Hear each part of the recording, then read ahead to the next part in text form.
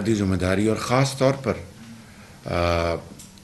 حکومتی جو مشینری ہے، جس میں پولیٹیکل فیس ہے، جس میں بیوروکریٹک فیس ہے، اور پھر درجہ بدرجہ تمام جو حکومت کی یا ملک کی اکائیاں ہیں صوبوں میں، ہم سب کی ایک مشترکہ ذمہ داری ہے کہ آج اس انتہائی مشکل وقت میں، جب کہ پوری قوم ایک کڑے امتحان سے گزر رہی ہے اور ایک بڑے چیلنج سے گزر رہی ہے، اور چاہے وہ امپورٹڈ انفلیشن ہے، چاہے وہ IMF کی شرائط ہیں، چاہے وہ پچھلی حکومت کی جو کارستانی ہیں، جو بھی ہے، ہمیں آج قوم کو وہ ہمیں مظاہرہ کرنا ہے جس کا وقت ہم سے تقاضا کرتا ہے، اور پکار کے اس وقت تقاضا کر رہا ہے، وہ ہے کفایت شعری، وہ ہے سادگی، وہ ہے سیکریفائس، وہ ہے ایثار کا جذبہ، قربانی کا جذبہ. کیونکہ یہ بات بلا خوف تردید کی جا سکتی ہے کہ آج تک 75 سال گزر گئے پاکستان کو مارز وجود میں آئے ہوئے، چاہے وہ 65 کی جنگ تھی یا 71 کا مارکا تھا، چاہے وہ 1953 کا کوئٹہ کا زلزلہ تھا، یا لاہور میں 1950 کا ایک دریا کی طغیانی تھی، چاہے وہ 2005 کا ارتھ کویک تھا، یا پھر 2010 کا سیلاب تھا، یا 2022 کا سیلاب تھا. ان تمام ادوار میں، ان تمام مشکلوں میں، ان تمام چیلنجز میں غریب آدمی نے چاہتے یا نہ چاہتے ہوئے قربانی دی. وہ مہنگائی کے اندر پسا، وہ مجبوراً وہ اپنے بچوں کو ایک وقت کی روٹی پہ اس نے اکتفا کیا. عید شورات کے موقع کے اوپر جو پیسے دودھ اور دوائی کے تھے، وہ بچوں کو جرابیں اور بنیان خریدنے کے لیے مجبور تھا، ان کے سردیوں میں گرم موزے خریدنے میں مجبور تھا. اشرافیہ، چاہے ان کو اللہ تعالیٰ نے اپنی رزق حلال سے وسائل دیے ہیں، اور وہ لوگ جو صاحب حیثیت ہیں، وہ لوگ جن کو اللہ تعالیٰ نے بے پناہ وسائل سے نوازا ہے، انہوں نے یقیناً ان مشکلات میں، ان چیلنجز میں خدا خوفی کو سامنے رکھتے ہوئے اپنا حصہ ڈالا ہوگا، کنٹریبیوٹ کیا ہوگا. لیکن کیا سب نے یہ فرض ادا کیا؟ یہ ایک سوالیہ نشان ہے. میں سمجھتا ہوں کہ ماضی کی میں رہنے کے بجائے، ماضی میں جھانکنے کے بجائے، ماضی سے ہمیں سبق حاصل کرتے ہوئے آج ہمیں آگے بڑھنے کا فیصلہ کرنا ہے.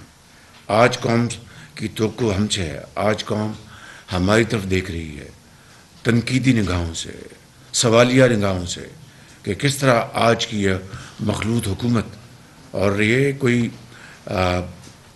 آسان بات نہیں ہے، یہ کوئی مذاق نہیں ہے کہ یہ مخلوط حکومت انتہائی ایک کڑے امتحان میں ایک یکجاں دو قالب کی طرح ایک اکٹھی ہے اور اپنے فیصلے کر رہی ہے، چاہتے ہوئے نہ چاہتے ہوئے، اور ملک کو ایک اس کی جو سمت ہے اس میں دوبارہ لانے کے لیے پوری توانائی سے اور اخلاص سے کوشش کر رہی ہے، دل کی عمیق گہرائیوں سے کوشش کر رہی ہے.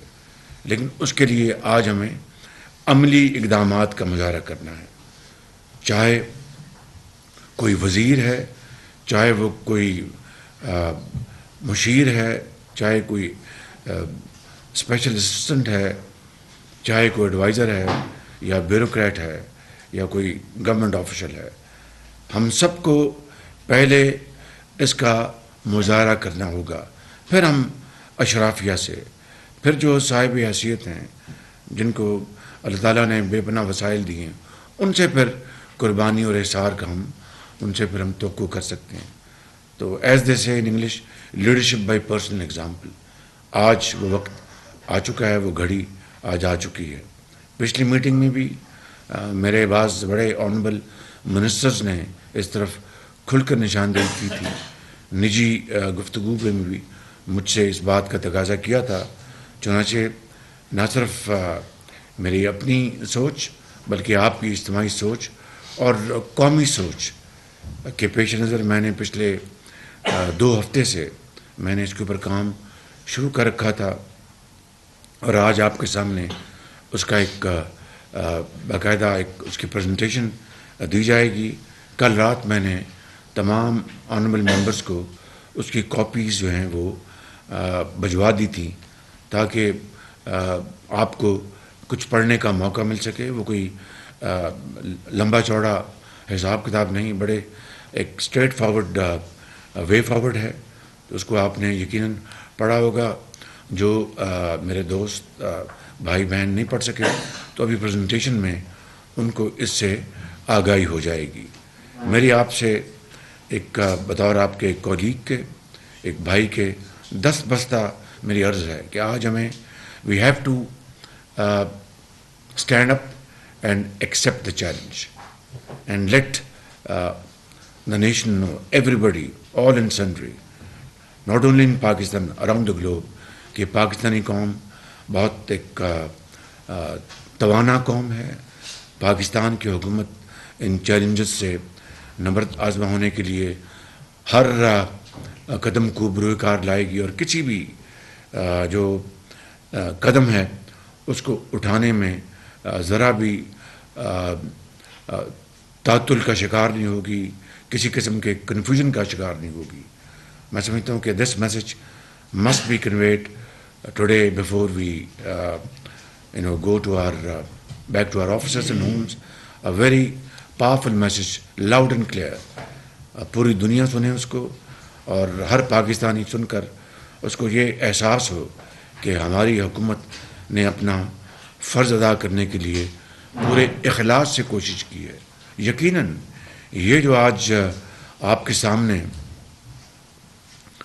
جو پریزنٹیشن پیش کی جا رہی ہے، کفایت جاری کہہ لیں، اس کو سادگی کہہ لیں، اس کو جو بھی آپ نام دینا چاہیں وہ کہہ لیں، وہ ایک عام آدمی، ایک بیوہ یتیم کے جو آنسو ہیں اس کو تو نہیں خشک کر سکے گی.